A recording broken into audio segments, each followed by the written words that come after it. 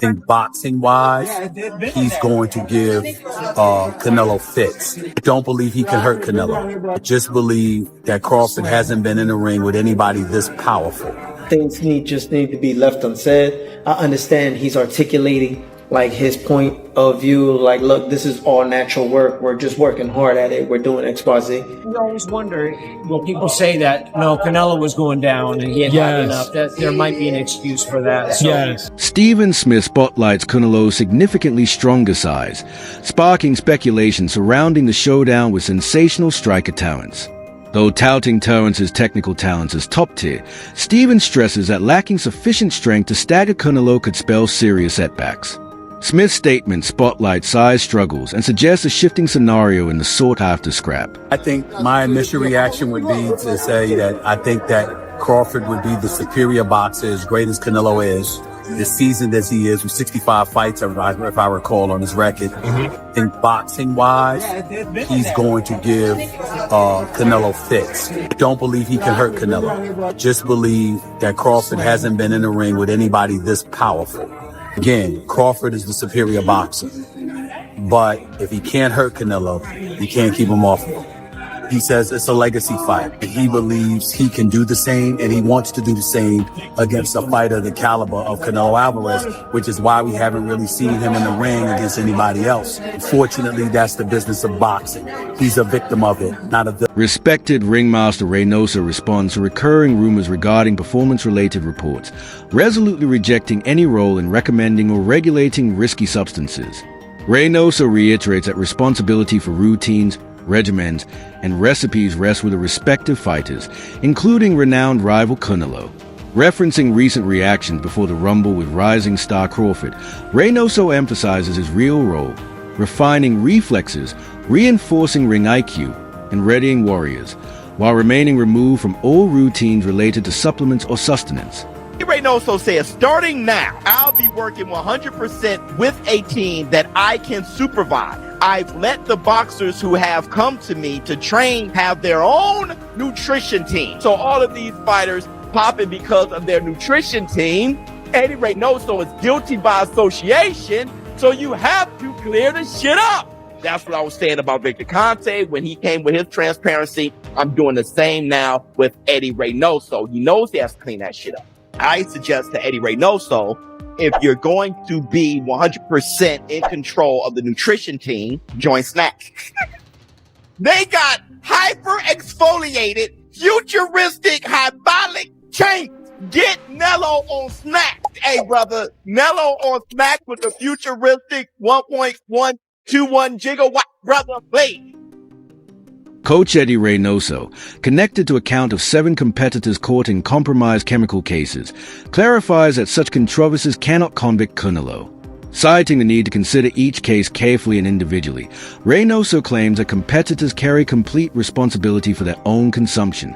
Concerning Canelo, he confirms a clean course has consistently been kept, with cautious control over every calorie, compound, or capsule consumed. Corruption at its absolute finest, but how does it connect to Eddie Reynoso and Canelo team? So Rodriguez Jr. failed his test after the Galal fight.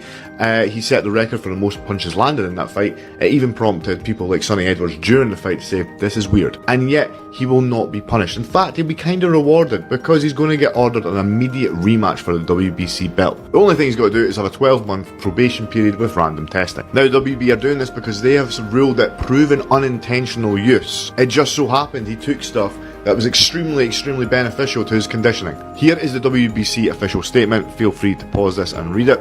But what's it got to do with these two fine gentlemen? Well, Rodriguez Jr. is part of Canelo team, and he was rumoured to be managed by Eddie Reynoso. Eddie Reynoso since came out and said, no, I don't manage him, blah, blah, blah, blah, and he distanced himself. Now, why that's important is because Eddie Reynoso has been connected to, I think now, 6 or 7 fighters who have all failed their drugs tests. The rumour around town, now this is just a rumour, and definitely not true, is that these two may have smoothed things over with the WBC, maybe used their position of power to get Rodriguez Jr. a bit of a lenient sentence, put it that way. Again, that's not true, I've just completely made that up. But what is unbelievable is a fighter nowadays can actually fail a drugs test and not be punished whatsoever. In fact, can be rewarded.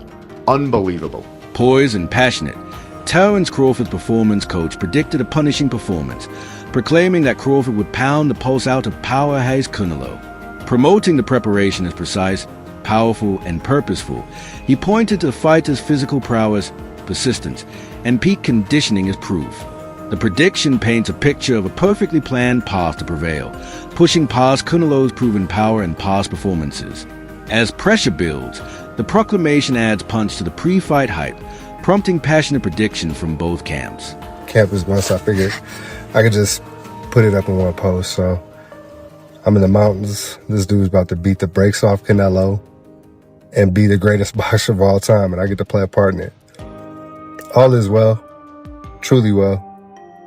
We good. I'm good. I'm real good. Many match analysts maintain that the measurement of the match ring may massively matter. A mid-size or more spacious ring might let masterful mover Crawford maximize his mobility, maneuvering with momentum to maintain margin from Canelo. Memories of matches, most notably the misstep against Dmitry Bivol, mirror moments where Canelo met men who managed to move and maintain meaningful distance. If movement is made a major factor, Crawford may manipulate the match's momentum and methodically manage exchanges. However, if Canelo minimizes at margin and makes meaningful contact, the match could morph into a more menacing, muscle-driven melee. Ring is standard size. I think Bud beats his ass all around the ring for 12 rounds. If Canelo want to come forward and get the whooping, that's what he gonna get. But that's the thing. In that last Skull fight, he didn't want to take the fight to Skull. So if Canelo don't come to fight, I don't want to see Crawford stand in the middle of the ring and take that type of risk. Because Crawford, you talk about retirement, but he can still go on after this. So he ain't got to take that punishment. He can run it back with him. I don't want Crawford forced into a dogfight with Canelo. No, I think he gonna whoop his ass off 12 rounds.